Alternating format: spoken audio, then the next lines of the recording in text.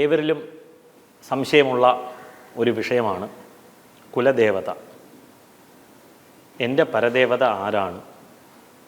ഇന്ന് ജാതകം നോക്കി കുലദേവത ആരാണെന്ന് പറഞ്ഞു കൊടുക്കുകയാണ്. അത് ശരിയാണോ തെറ്റാണോ? കുലദേവതയെ എങ്ങനെ കണ്ടുപിടിക്കാം? ജാതകത്തിലൂടെ നോക്കുന്നത് ശരിയാണോ ഇല്ലയോ എന്നുള്ളത് യുക്തിപൂർവ്വം നമുക്ക് ചിന്തിക്കാം. ഇവിടെ ഇപ്പോൾ കുലദേവത നമ്മൾ ചിന്തിക്കുന്നത് 4-ാം ഭാവം, 4-ാം ഭാവപതി, 4-ൽ നിൽക്കുന്ന ഗ്രഹങ്ങൾ, ചന്ദ്രൻ എന്നിങ്ങനെ അടിസ്ഥാനപ്പെടുത്തി കുലദേവതാ ചിന്തന മുന്നോട്ട് പോവുകയാണ്. ചതുർത്ഥനാഥസ്യതു ദൈവതം യത്തസ്യ അനുരൂപം ഖലു ധർമ്മദൈവം യത്ക്രിയതേ സ്വപൂർവൈഹി പൂജാധികം തത്വവിധേയമത്ര. അപ്പോൾ അങ്ങനെ ചതുർത്ഥനാഥനെ കൊണ്ട് ചിന്തിക്കുക എന്നൊക്കെ പറഞ്ഞിട്ടുണ്ട്. അപ്പോൾ ഇന്ന് ജാതകത്തിലൂടെ കുലദേവത നിർണയിച്ചു കൊടുക്കുകയാണ്. മനസ്സിലേവരും ഒന്ന് ഈ ഒരു ഉദാഹരണം മനസ്സിൽ വെക്കുക.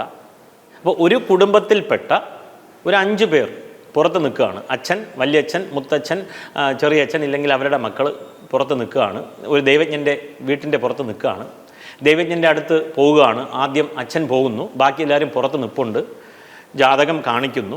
കാണിച്ചിട്ട് ചോദിക്കുകയാണ്, എൻ്റെ കുലദേവതയെ ഒന്ന് പറഞ്ഞു തരാമോ? ഇദ്ദേഹത്തിൻ്റെ നക്ഷത്രവും കാര്യങ്ങളും ലഗ്നവും എല്ലാം വെച്ചിട്ട് പറയുകയാണ്, നിൻ്റെ കുലദേവത വിഷ്ണു ആകുന്നു എന്ന് പറയുകയാണ്. അപ്പോൾ അദ്ദേഹം അതുവഴി അങ്ങ് പുറത്തുപോയി, പിൻവശത്തെ വാതിലിലൂടെ പുറത്തുപോയി. അതിനുശേഷം മുത്തശ്ശൻ വരികയാണ്, ജാതകം കാണിക്കുകയാണ്, എൻ്റെ കുലദേവതയെ ഒന്ന് പറഞ്ഞു തരാമോ? അപ്പോൾ അദ്ദേഹത്തിൻ്റെ നക്ഷത്രം വേറെയാണ്, ലഗ്നം വേറെയാണ്, ജാതകം വേറെയാണ്. ഇതെല്ലാം നോക്കിയിട്ട് അദ്ദേഹം പറയുകയാണ്, ഭദ്രകാളിയാണ് താങ്കളുടെ കുലദേവത. അത് കേട്ടിട്ട് മുത്തച്ഛൻ പോവുകയാണ്. അടുത്തത് ഇദ്ദേഹത്തിൻ്റെ മകൻ വരികയാണ്. മകൻ വന്നിട്ട് മകൻ്റെ ജാതകത്തെ കാണിക്കുകയാണ്. കാണിച്ചിട്ട് ചോദിക്കുകയാണ്, എൻ്റെ കുലദേവതയെ ഒന്ന് പറഞ്ഞു തരാമോ? ഇദ്ദേഹം വീണ്ടും ഒരു കൂസലുമില്ലാതെ പറയുകയാണ്, നിൻ്റെ പരദേവത ഭുവനേശ്വരിയാണ് എന്ന് പറയുക. എന്തെന്ന് പറഞ്ഞാൽ ഈ ജാതകം എല്ലാം വ്യത്യാസപ്പെട്ടുകൊണ്ടേയിരിക്കുകയാണ്. ഇങ്ങനെ ഒരു കുടുംബത്തിലുള്ള എല്ലാവർക്കും ഓരോ ദേവതയെ കിട്ടി. ഇവരെല്ലാവരും കൂടി ഒരുമിച്ച് ദൈവജ്ഞൻ്റെ മുറിയിൽ കയറിയിട്ട് പറയുകയാണ്, ഗുരുനാഥ, ഞങ്ങളെല്ലാം ഒരു കുടുംബത്തിലെ അംഗങ്ങളാണ്, ഇത്രയും ദേവതയാണോ നമ്മുടെ കുലദൈവം എന്ന് ചോദിച്ചാൽ ഉത്തരം മുട്ടിയില്ലേ? അപ്പോൾ ഏവർക്കും ഇതിനാൽ മനസ്സിലായി കാണുമെന്ന് വിചാരിക്കുന്നു. ജാതകത്തിലൂടെ കുലദേവത നിർണയം അസാധ്യമാണ്. അപ്പം ജാതകത്തിലൂടെ ഉപാസനാപതി നമുക്ക് നിർണയിക്കാം. ഇന്ന ദേവനെ ഉപാസിക്കുക എന്നുള്ള വിഷയങ്ങളെല്ലാം നമുക്ക് ജാതകത്തിലൂടെ മനസ്സിലാക്കുവാൻ സാധിക്കും. അത് ഇൻഡിവിജ്വലാണ്.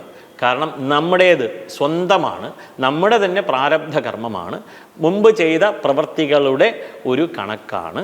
ആ കണക്കിലൂടെ നാം മനസ്സിലാക്കുകയാണ് നമ്മുടെ വാസനകളെല്ലാം എന്തെല്ലാം ഉണ്ടായിരുന്നു, ഇഷ്ടദേവൻ ഇല്ലെങ്കിൽ ഉപാസിച്ച് വന്നിരുന്നു, ഇന്ന ദേവനെ ഉപാസിക്കുക എന്ന ഗൈഡൻസ് എല്ലാം തരാൻ പറ്റും.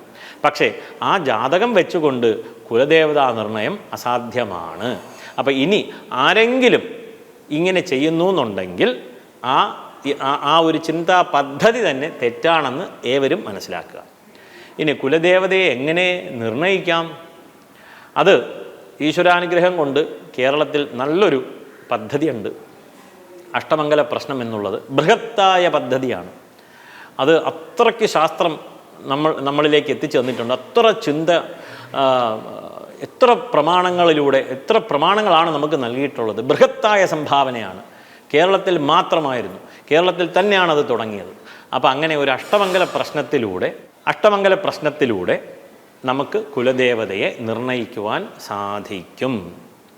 താമ്പൂല പ്രശ്നത്തിലൂടെയും സാധിക്കും. പക്ഷേ ഈ താമ്പൂല പ്രശ്നം എന്നുള്ളത് ഒരു CT സ്കാനാണ്. അഷ്ടമംഗല പ്രശ്നം എന്നുള്ളത് MRI സ്കാനാണ്. അപ്പോൾ ഇതിൽ വ്യത്യാസം വന്നേക്കാം.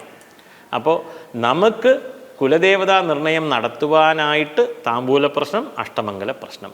അഷ്ടമംഗലം MRI സ്കാനാണ്, ഫൈനൽ അതോറിറ്റിയാണ്.